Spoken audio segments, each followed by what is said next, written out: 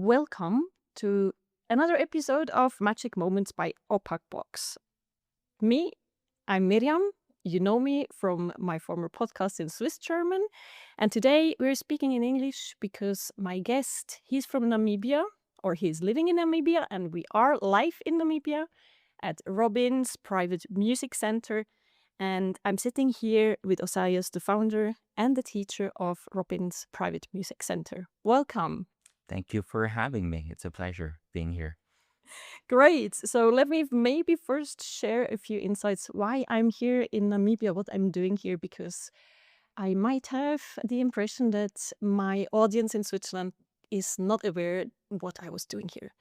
So Opakbox was traveling in July 2025 to Namibia for a client, building up a collaboration between schools, music schools in Switzerland, and with Namibian music schools. So that was my aim, to travel here for my client. And within this travel, I came across Robin's Private Music Center and Oseias. And because I'm passionate about people and their stories, especially when they're passionate about what they're doing, I didn't want to miss the chance being in Namibia and not having an entrepreneur in my podcast. So I met Oseias 2 weeks ago only, and I was impressed to see his passion because he makes part of the people in my personal point of view. You come across him and he talks about what he's doing, and you can really feel in his way of talking and the way of expressing and in his eyes that he's passionate about what he's doing. And I love that. So I'm really curious to learn much more about you. I got to learn a few details about you 2 weeks ago when we went the first time. And I'm really curious to hear more and to get some learnings and sharings for the audience in Switzerland and maybe Europe as well, because we're speaking in English right now. And hopefully you can share some insights as well for maybe Namibian audience who might listen to our podcast as well. Wow. Great. I'm excited. Me you. too. I always ask my guests the question, what was your magic moment? I'm collecting magic moments, and I collected a lot since I saw you the 2 weeks ago. And I'm curious to hear your magic moment since we met the last time. Well, again, first of all, thank you. That introduction made me very nervous now, but thank you so much for having me. It's really a pleasure and an honor to have you here. I would say one of the most magical moments I had thus far as working or building this type of business or company or industry, being in this industry with the music school, would be, I'd say, one of the most closest I have to my heart is, of course, the Robin's Children's Choir.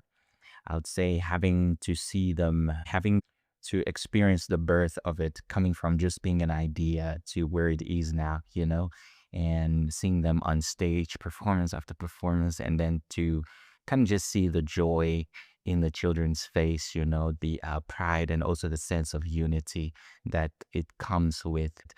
Really, I would say it's one of the most magical moments I hold close to my heart, and also having you here. I mean, let's not forget that, because all the way from Switzerland, that means a lot, it just shows how much we have, how far we have gotten to, and having you here to see us.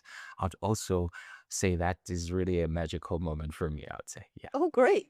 So I think both of us, we had a magic moment together Mm. when we met the first time 2 weeks Yeah, ago. true. Great. Yeah. Great. Awesome. Thanks for sharing that. So we're right at the beginning of this podcast. So it's your turn. Please share with our audience, who is Oseias and who is Robin? I know you use both names. Yeah. There are both names. Yeah. What are you doing? Yeah. Sure. And what can one learn here in the Robin's Private Music Center? Thank you. My actual name, my real name is, for most people don't really know, because Robbins is just the name of the company. There is a story behind it, why I chose that name.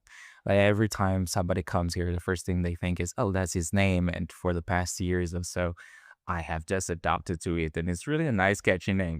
I just tell them I'm Robin, just without the hood, not Robin Hood.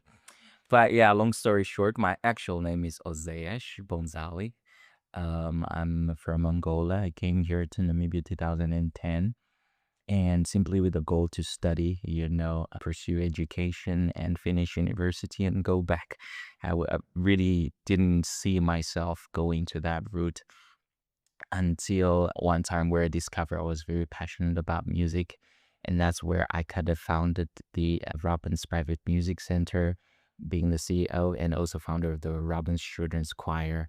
The school became focused and structured on teaching music, with, of course, the one of my personal favorite curriculums, the ABRSN that I introduced, and it was birthed really just purely out of passion, not really trying to, make money or any other thing. It was really just, sharing the joy and the peace music kind of created for me, and then sharing that with the world, and people at large. So And yeah. that's what I think is really visible meeting you live in person. Mhm. One Thank can you. really feel your passion Thank about music you. as well. Entering your music school where we're sitting right now. By the way, for the audience, you might hear some sound of music behind Mhm. because there's still students around. So just in case you're wondering, the noise or the sound, Sure. it's there's still students playing. But maybe for the audience, not knowing you and Robin's Private Music Center, would you mind to kind of structure a little bit more? Which Sure. which instruments do you teach? Mhm. And you mentioned before ABRSM. What Mhm. is it for people maybe not being that close to music? Yeah, sure. Awesome. So we currently offer piano, guitar, percussion, dance. And we also have now introduced an arts class, and dance fitness. So from dance itself, we kind of branch out a little bit more. We have dance fitness. We have all different styles of dance. From guitar, we also branch out a little bit more, where we have from your bass, anything that is related to that family of strings, also violin. We also have vocal lessons. We have from the choir. We also offer one-on-one structured lessons where students come in and they just have that, tell us their goals, and then we work from that. And we're also currently trying to expand a little bit more. That one is it's basically a musical or a music. It's all the way from England. It's UK based. So basically, our students. Then we are a training center. We train our students, and then from there we kind of like go back to ABRSM where they do examinations and examination board. So our students then do examinations via the ABRSM, which is UK based, and then their certification comes from there too. And then we also really trying our level best to also build our own curriculum as well, and then also working through the process of accreditation where our students we can do our own examinations as well, so we don't rely too much on the outside. But it's a great experience for our students to enjoy both worlds, the local and also international Is there education. is there a reason? I know I've got to learn within the last 2 weeks Of because course, I'm yeah. not a musician myself, Yeah. that there's different methodologies you could make use of, and you've Sure. chosen ABRSM. Mhm. So what was your motivation behind? Choosing them. Okay, I follow them in very intensively. This is on their social media page, and also I've got a lot of time to do a bit of research as well on how they approach, towards getting students to actually play. I came one time, to be quite honest, one time I came across a video of a little boy. He was only 4 years old, and he was imagine 4 years old, and you're playing like heavy Beethoven pieces. I was just like, what is going on? How did they get that right? And this was really at the earliest stage of me trying to really work hard to kind of introduce some a good system to the school. And I did some research just to find out their technique, their teaching style, their approach to teaching music also kind of captivated my interest for the curriculum, the ABRSM curriculum now. And that kind of like just piqued my interest. I would say, like I said, teaching method, teaching techniques, approach to how they introduce music, just a very fun, in a very fun and interesting way. Different teachers use it differently, of course. But then there was one specific school as well. I forgot their name, to be quite honest, and how they use the ABRSM, and then the approach to it. Just found it very beautiful. Also, their choice of music, I would say, it's not I would say compared to others, I got a chance also to compare to others institutions out there. And then I found out that ABRSM really stood out a little bit more for me. It's not easy, it's also not difficult, but it's really like the one, I would say. Yeah. And price wise, is there a big difference to other methodologies? I heard that other institution who are certifying students, they're pretty much costly. Yeah, expensive, I would say. Yeah. Price wise, yeah, ABRSM can be a little bit pricey. That's true compared to others. There's not like really a major difference, but yeah, of course it comes with what they know they can offer. If it's quality, then then they would charge you. So yeah. Quality is never for free. Yeah, it's true. There we go. Yeah, it's not for free. Hey, but let's come back to your school. Sure. We had been talking about the lessons you're offering.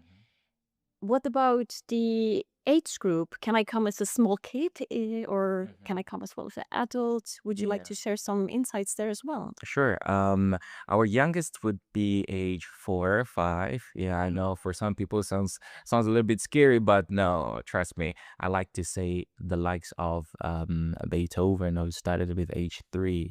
So anything is possible if you use the correct method, the correct approach. You can pull it off. Yeah, I'd say. Good. I started, I think, with piano when I was maybe 10, or I don't remember. Good.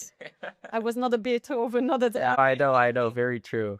But then yeah, that's our youngest, and then it goes all the way up to age 13, and we skyrocketed up until where we have adults as well come in. Yeah, so. And how are you structured time-wise? If we think again about the potential audience around Windhoek to Sure. come here for a lesson, is it possible to come whole day long, or is the specific daytime more for students? How are you organized time-wise? Yeah, that's great. We actually start from 2 o'clock in the afternoons. This is Mondays to Fridays till 7. The main reason is just because most our target is the little kids, is the little ones. So they usually go to school in the morning hours. So they come in around from 2 until 5 there, and then from 5 till 7, that's when you find really the adults now coming in, those that knock off around 5 o'clock in the afternoon from work. And then on Saturdays as well, we're open from 9 to 4. And since I really want my students to get the best out of the school, I also open on Sundays, whereby they can come in and request for a teacher or just do self-practice. Like the one you're hearing at the background, that's a self-practice. He comes in, the school is closed, but she's just here for self-practice, and they do stay here and just get better. Maybe you can share for our more European or Swiss audience Sure. some insights. How does that work? We really used to have our own instruments at home so that we can practice at home Yeah. what we're doing. How does that work in Namibia? That's a great question. How I can answer that is because most of the people, I would say, they don't have their own instruments, right? It's not that because they don't have access to or they can't afford. They can afford, I would say for those that can't afford, at the moment, then they prefer to, then we open up a space for them to come in and do practice because they don't have the means to afford, even though they really, really do want to do music, I would say. Yeah. And another interesting point might be, from where do you get the instruments? I think as a music school in Switzerland, you're less used to provide instruments. So what is your way of working there? How does that work here? That's a great question. I will try and answer it in the best honest way I can.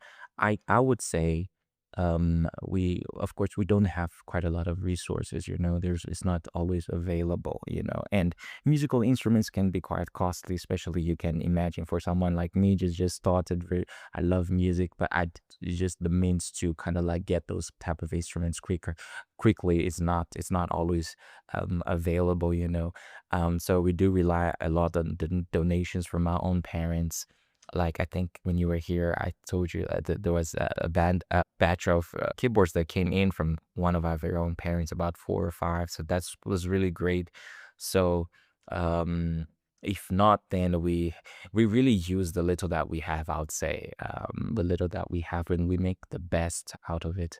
It's not always available. And with which one did you start? Just to share some insights That's for crazy. the audience. What was the first instrument you had? It was a guitar.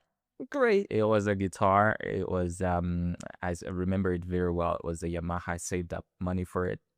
My dad wanted to kill me. He's a doctor, by the way. He was just like, you cannot make anything out of life from music. But I wanted to prove him a little bit wrong. So he kind of gave me, money to pay school fees. And I was like, "Ah, I'm going to buy my guitar." And you So didn't pay a school, but a guitar. And yeah, I bought a guitar and I practiced on it, learned on it, and then from there I started sharing. It's really it's a journey, I would say. and you missed school instead. That's correct. Yeah, I didn't finish university. Oh Crazy. God. Just a disclaimer. Yeah, What did your parents say then? I would say you're really not for it because him being extremely educated the way he was, he didn't find that to be the best choice, but I just had a feeling that there was something there. There was a spark whenever I played the guitar. But maybe that's a good point to mention. When did you start? Which year did you start? Playing the guitar? No, Robin's private music center, and then to come back to the point, what does your father say nowadays? Oh man, he's extremely proud of me, I would say. We sit down and you can really tell he's like, and one of a fun fact, he looked at me and he said, if you would have told me that you were buying a guitar so you could teach and do what you're doing now, maybe I would have been more lenient. So I'm like, oh, come on, you should have trusted my instincts a little bit. So, but I would say that he's proud. He says he is, of the outcome of my decision that time. So just for our Yeah. audience, like which year was the year you bought the guitar, and which Yeah. year did you open Robin's private music school? I might be wrong, but the time that I bought the guitar, I would say it was 2015 there. Yeah, 14, 15. And Robin's Music Center came to birth 2023 towards the end, like somewhere around the month of November. Yeah, 2023. Great, great. And it's amazing to see the progress you went through so far, because when I'm here I can see you have more than one classroom, there is more than one guitar, there are Sure. pianos The around. guitar I bought is still there, by the way, hanging on the wall. So We will it's take a memory. Picture We up, should, share for it. sure. I can't help it. I call her Jules. But then, if I'm not mistaken, I read a newspaper article in a local newspaper doing researches about you within the last 2 weeks. Thanks. And there was mentioned as well the child's choir. Would you like to share some more details about it? Because I think that's part of your passion, your main passion, and I think it's really nice to hear this story as well. Thank you. That's I called it the Robin's Children's Choir, right? And the slogan I gave it says transforming lives through music. So I had this idea one time sitting at home. I was like, I would love to share the same power of music that I experienced, but what way can I do it? In what way can I do that? Then I thought to myself, wait, I think a children's choir would be an incredible idea. Why don't I start that? And then not only targeting those that can afford, my main goal was to target those that couldn't afford, those that are not so good at schools, those that never didn't have the opportunity to finish school, or had to stop maybe grade 8 due to financial strains and so on. I thought I would create this choir and then share the same transformative power I experienced, because I may look like I finished school, but like I said, I didn't. I didn't finish school. I did my grade 12. That's the last grade before you go to university. And being in university as well, it was a little bit challenging because you're trying to find what you're really good at. You try different courses, but it's not working. But then music really transformed everything for me. I mean, you hear from Switzerland. I mean, that's what music can do. It can bring somebody from across the sea, and they can even take you across the sea. I don't understand it yet fully, but it surprised me, and I wanted to share the same experience with my community. Yeah. And that's where the children's choir came to be. And I thought we could go to foster care homes, and offer that opportunity, open up and say, join the children's choir and we will provide everything I can. I'm not bragging, this is just pure grace, I would say. I was in a position where I could buy the kids uniforms and give them transportation to pick them up from schools or wherever they were and bring them here and just How did you manage that? I heard that's not as easy as well, because I came across other music schools this last 2 weeks, and transportation can be an issue. Yeah. Is there something you can share with other music schools? How do you provide that? Phew. Oh, that's crazy. I would say out of my own pockets because I don't have sponsorships, you know. It's really a state of mind where you I put myself last. I put my family last. I put everything last, and I said I'm gonna give everything. So everything that came to me, I give it back. I would say that's how I managed, to be quite honest. Yeah. All right, Mm. but that's pretty challenging. It is challenging. It was a very challenging period. Yeah, I would say.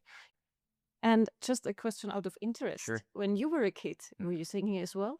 Was I singing? Yeah, I was. I love to sing. I love to sing. Yes, that was one of my biggest passion before I found the instruments, you know. Do you remember one of the songs? You could used to give us sing. a short. Oh no, you know, don't do that. Okay. One of the songs I used to sing, but it was in Portuguese though. You feel like sharing just a small part of it? Oh my gosh. Let's see. I hope I can remember though.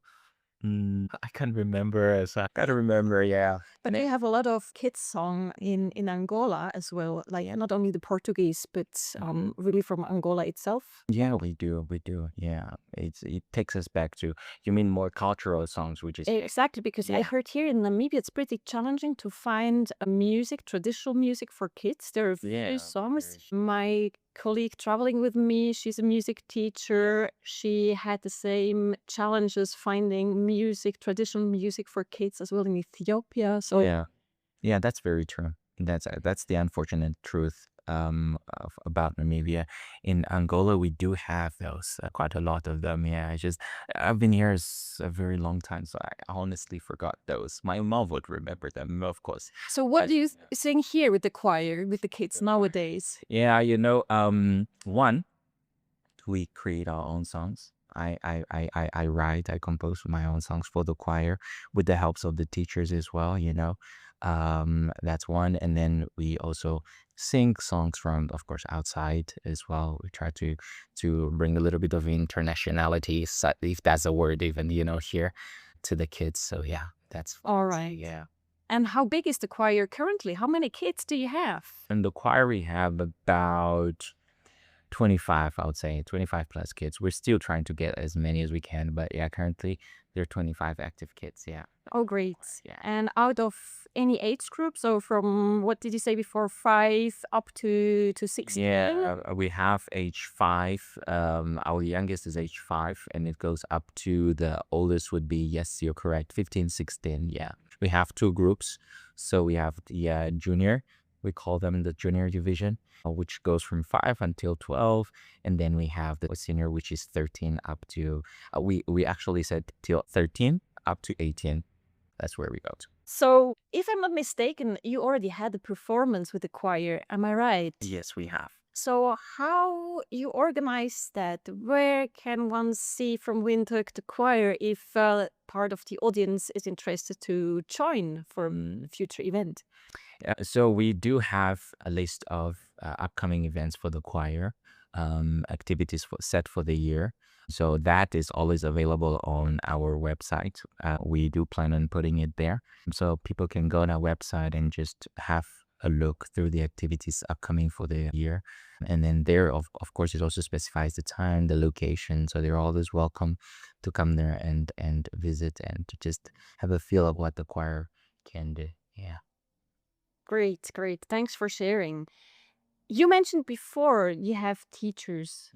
So, where do you get them from? Because I heard it's pretty challenging in Namibia to get well-educated music teachers. So, what is there your way of working, scouting for talents, and bringing them to Robbins, and how to keep them? Yeah, that's very true. That's a great question.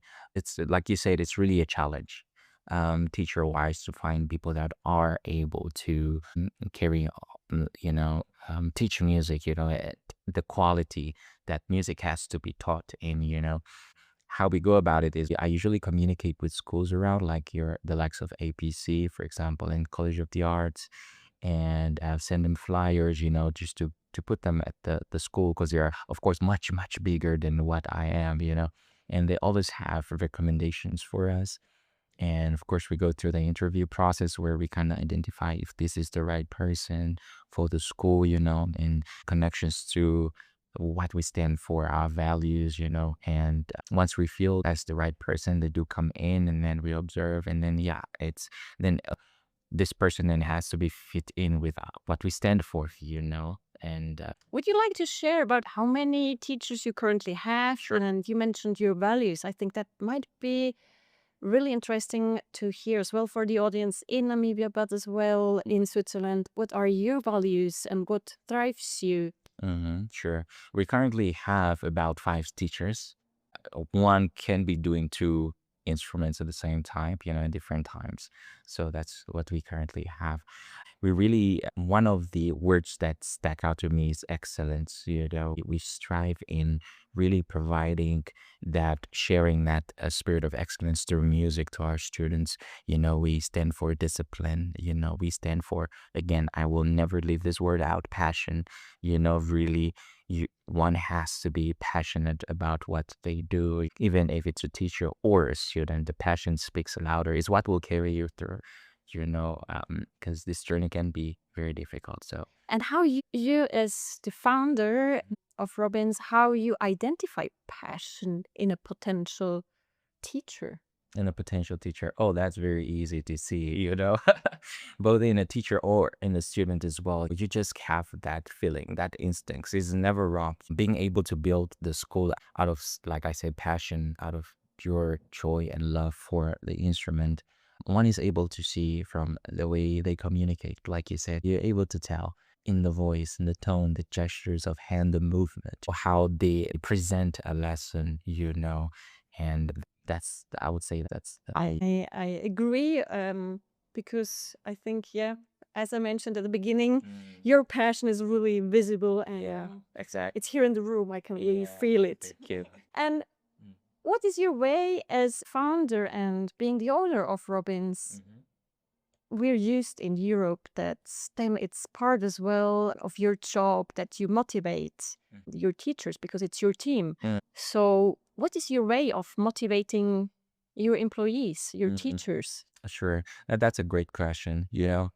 One of the ways is we have a lot of team building, I would say, or days that we set apart to just sit down and just see. I give them space to be creative. I don't come off as being the perfect founder, the perfect CEO. There's so much that you can learn from each other. These are people who have taught privately, have experience as well, in terms of teaching or conducting a class or just, live in general, being in this music industry. We sit down and then we share ideas. I give mine on the table, what I expect from them. And then I open up the space where they tell me, hey, what if we try ABC? And to my surprise, it's really, this is not the result of one person. It's a result of great minds coming together, creating that atmosphere where they share their point of views, what they think we can do. It's really just incredible. Can you give maybe a short example you have in mind of a team building event you did? Because I think we have our way of doing team building in Switzerland. Okay. Yeah. So maybe just to share how you're doing that here. Maybe it's the same. I have no clue. Yeah, sure. Is there a moment you can share with us? My goodness. Okay, like let me just say that we're not that old, okay? So I can't take them to Dubai yet, to team building, or take them to, out of the country, or so on like that.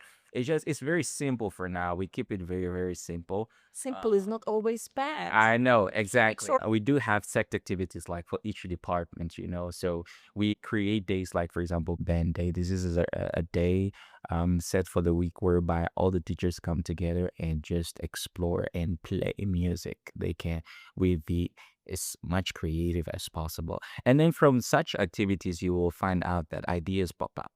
All right. Like recently, we had a band session, and then the drum teacher, the percussion teacher, was just like, I think it would be great if we do this with the kids. And we're like, what? Why couldn't we think about that? It would be great if we can. He was like, I'm gonna give you a student. I'm gonna give you my best. You give your best, and then we teach them one song. I was like, that isn't an incredible idea. I don't know why I didn't think about that. So those are the little things that come when you have team buildings, that we call this. That's how we do our team building here. We have like practice sessions for the teachers. Where we just come and we call it a jang session. That's our team building. We get to know each other more on a personal level. They get to see Great. my goofy side at times, and then but then of course just keeping that level of respect and for one another. It's really incredible. Yeah. Is there moments you share maybe on Instagram where we can kind of have a sneak peek into to real life teaching world here in Windhoek? Jam session of the teacher. Do you record that from time to time? We haven't recorded. Yeah, I think I would say because lack of the only challenge is the lack of Recording. yeah, exactly. Yeah, we want to make sure that we have the proper instruments before we can start now recording. Hey, but I'm looking forward to have just like even a really basic video. Even right now, we're doing this podcast really spontaneous with low bass media. But still, I'd love to have the same when you do a next jam session. Sure. To maybe share with the audience here and there abroad. So that would be amazing, I Thank you. think. For how long are you here? May I ask? Now I'm going to do the interview. Say, for how long are you here? It would be great. Maybe if you're here for a little bit longer, then we can call in the teachers. Then you can just have the feel. It's amazing. I have my last evening today. Oh wow, what a bummer. Okay. Tomorrow, I unfortunately have to leave the country. And maybe just one last question around team building. Do you have as well red lines where you say like, hey, that's really a red flag. I don't want to have this in my team. That's not my working style. And this is going to have consequences. Yeah, definitely. Definitely. We do have that. Yeah. We do have times where we sit down as well. And apart just from the jam sessions, I would say, where we kind of like put some certain barriers and teach teachers as well the best approach to take when you meet difficult students or you're given your timetables and how to go about your schedules and so on like that. So yes, you're correct. We do have those. It's very important for any company to have that, to have the ability to just express so that I understand the vision and the mission and why I started this. So when we sit down, I just want to make sure that all the teachers understand and we can all just go in the same direction and take same steps. Yeah, I hope I answered that question. I think you did. Thank you. Awesome. Thank you. So I'd like to use the last 10 minutes, let's say, or 15 minutes to do a jump back in time, if you don't mind. Sure. Because I think your personal history is really interesting to share as well. I'm really used to have people around me moving from, let's say, Italy to Switzerland or French people working in Switzerland. But I have little experience with people moving within Africa. Maybe you can share some insights about your personal story, if you don't mind. Not at all. As you grew up, you were born in Angola, then you moved at a certain point to Namibia. How was that? How are those experiences Sure. to share with our European friends? Sure, no problem. People migrate most of the times due to education purposes. Like I know that my country where I come from, according to my parents, of course, it wasn't really the best suitable place to be well educated. At that time, I can't speak for now. I'm not sure how it is now. It might be better now. But that's the main reason why I relocated from where I came from, Angola, or where I come from, Angola, to here to Namibia and search for a better education.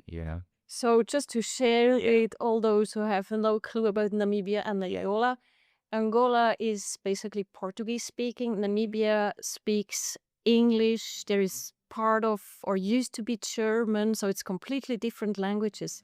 How did you experience this change as Yeah, a person? that was a little bit difficult, I would say. I had to force myself to speak English, which was terrible, at the beginning. But then, of course, with the help of friends, with the help of the community you're surrounded with, you get to pick up the language quite fast. So I would say about a span of a year, I was able to now clearly communicate. And then that's when I came also to find out because in Angola, you do have different dialects as well. But then when you come here, there is more out there compared to Angola. There you don't really get to hear these different languages apart from Portuguese. But then when I came here and then I heard a language that uses the click sound, I was like, what did I put myself into? I'm really in for it now. I'm just like, okay, is that like the language here? And they had to tell me that no, that's not really the language. The main language here is English because of how the country was colonized, and something like that. I thought, okay, that's what I'm going to stick with. And then you find different languages, like your Afrikaans is one of them. And then cultural dialects as well, like your Shivambo and so on like that. And then you find also a little bit of German as well because, it was colonized by Germans. And do you speak Oshivambo as well by now? Not at all. Not That's typically by choice. That's on purpose. I have to say, no, no, no. I don't speak. I tried, but I only know a little bit of greetings, but I will not speak because right now I know once the people from here in Namibia hear this podcast, they're really expecting me to say something, but I will not. I will disappoint everybody. But no, coming back, I don't speak. I only speak English, I would say. Yeah. all right. That's already something. You don't Yeah. only like you're not only English speaking, but Portuguese as well. So like Yeah, only two. correct. Yeah, and my dad is also typically mainly from Congo, and my mom is from Angola. So the Portuguese comes from my mom, and then I also have a good understanding of French as well. Like I told you last time, yeah. So we could have done the podcast as well in French. Oh no, no. The understanding is there. The speaking, not really. No. All right. So for the next episode together in I don't know how many years we will do in French because that might be interesting for the Swiss audience as well. As Sure. we have a part speaking French Yeah. as well. That would be great. But let's come back to your story. So Sure. how was that for you Mhm. coming to Namibia? Did you feel welcomed? Share us some insight. How is that to move to Namibia? I felt very welcomed. Yeah, it's a very warm country, very peaceful. Um, I think one of the most peaceful countries I've come across. Not that I've traveled a lot, I would say. You don't really, when you hear from the neighboring countries and then you come back to where you are, you're just like, this is actually a very peaceful, calm country.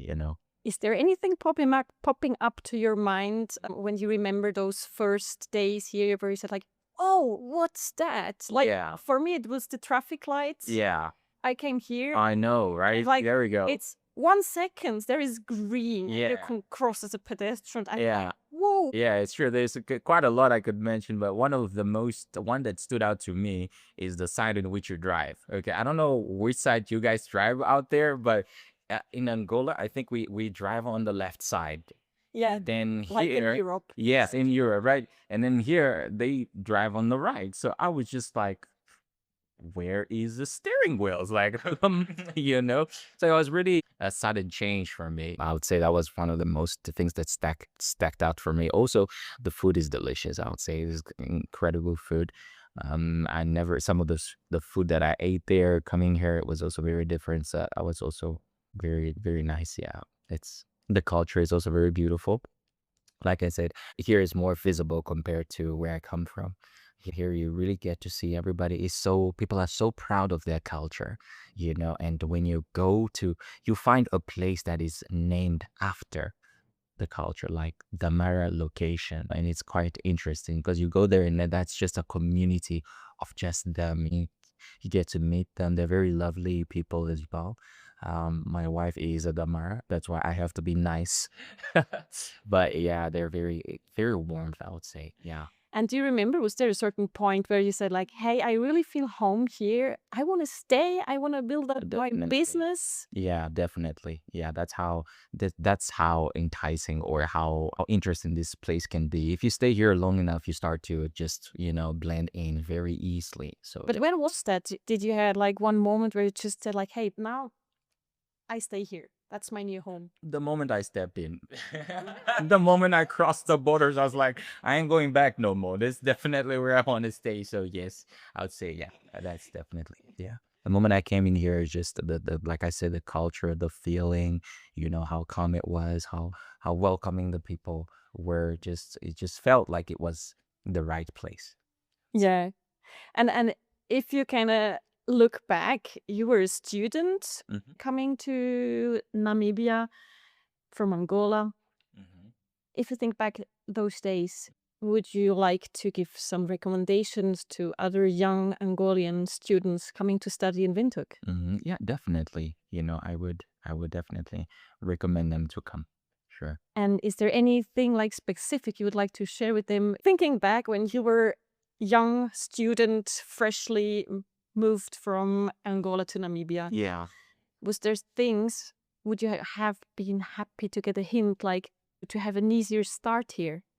Yeah, definitely. That's correct. I think one of them is, of course, the language. I would tell everybody back home, you're planning on coming here, just be mindful of the language. If English is a language you speak, that would be great.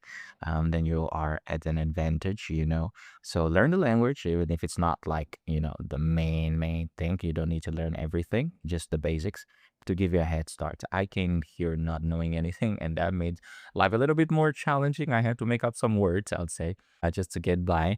But I'd say that's one of my main points. And then it's a pretty easy start as soon you know the language. Yeah, I would say so. Yeah, as soon as you get familiar with the language, a little bit familiar also with the culture, I would say, of the country, to really do your research as well. How things are done here, it's a little bit different from, of course, wherever you're coming from. Things can be a little bit different here and there. Like you said, the traffic lights. The traffic lights, Such stay as open and curious and just exactly. ask local people to give you further details and not Exactly. being shy of asking questions. Exactly. There we go. You took the words out of my mouth. Yes, that's exactly it. I couldn't have said it better.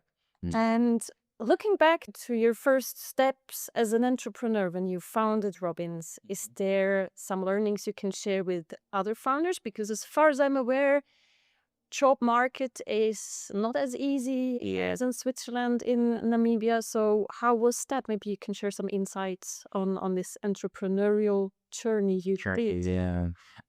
It wasn't easy, I would say, because you have to really trust in your instincts. Your self-validation is very important. You have different people coming in telling you that, this is not gonna work. You will meet discouraging moments along your journey.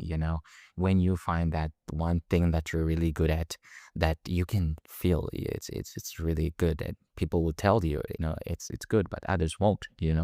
So you really need to be in a space where you are able to create from the heart, and that's important. um And next to that, yeah. I founded my own company Yeah. just recently. So in Switzerland, there are certain ways of doing that. The way I founded my company, I had to invest 20,000 Swiss francs. So how is that working in Namibia? Yeah, in terms of like investments, right? Yeah, how is the procedure going? Do you have to go to a certain office to register your company? How long does this procedure takes? Yeah, definitely. You have to, if you have to follow the legal, procedures, of course. And one of them, if you have founded a company, it's important to register, of course. And there are companies here that help you with that. And I was so fortunate enough to be able to, one of my students' parents worked at this company that does the business registration. So I simply had to give her a call and say, ma'am, I have this idea and I'd like to register. And she make it happen in less than 2 days or three, for me, because I used to teach the son music, and he's now one of the best DJs in the country currently. And he so happens to be one of my first students that I kind of like. I think that's really crucial to understand. I had a similar procedure. I reached out as well to a company who is specialized in founding companies. Right. And I think for potential founders here in Windhoek, this might be interesting to know and to understand that there are companies Yeah, they are. supporting you Yeah, through this absolutely. procedure. So Yeah. I'd like to start my own company, not Yeah. being Namibian yet or not having a permanent residence. Could I start as quick as you a company? That's a very good question, and I have to be honest, I'm not so sure how that would work out because, yeah, because by that time, I mean, if you are here in the country, I think that might work. If you do tell the right people, I don't know really what they're called, to be honest. But if you're in here, that your purpose is to start a company, I think they'll definitely do their best to assist you. I would say that's the Alright. yield. Yeah. So I might have to think to move my company to Yeah, that would be great. Yeah, it makes our lives easier. Yeah, and you can have you all the time for sure. Oh. So maybe just to come to an end, if you look back, to your history and your own journey, I love this question. Mm-hmm. What advice would you give to your younger self? My younger self. Oh, that's a great question. I would say, like I mentioned before, say it again. Don't wait for validation. Self validation is very important, and it's one thing I had really to learn. Because most of the times I would rely on people to tell me if I'm doing the right thing, which sometimes you will be discouraged if that's what you're waiting for. So self validation is very important. And trusting your instincts, trusting your guts, your voice, your opinion matters. Not saying that other people don't matter, but yours should matter the most. All right. Yeah. But that can be pretty challenging. Do you have any special hint? What do you do in moments of doubt? Because all of us, we have moments of doubt. Mm-hmm. I think, like I said, that there is that group that can discourage you a little bit. Like in my case, I would say like my dad, he wasn't wrong, to say that education is important and so on, but also that little voice in me that kept saying that get that guitar, what if I would have ignored it and said, his word is true because he's my dad, so that's why I'm saying, yeah. So self-validation, trust in your guts, listen to that little voice that's telling you, a man once said, if your destiny is to be a cleaner, be the best cleaner you can be. If your destiny is to be a musician, be the best musician you can be.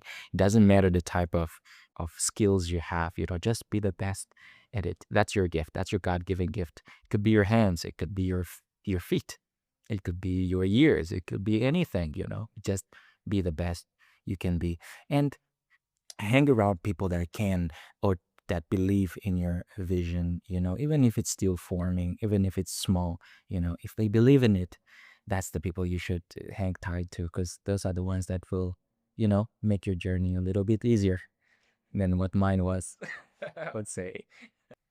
So, Robin, one thing I was wondering, I know Namibia is a pretty well-known place for European or Swiss travelers Right. heading to Africa.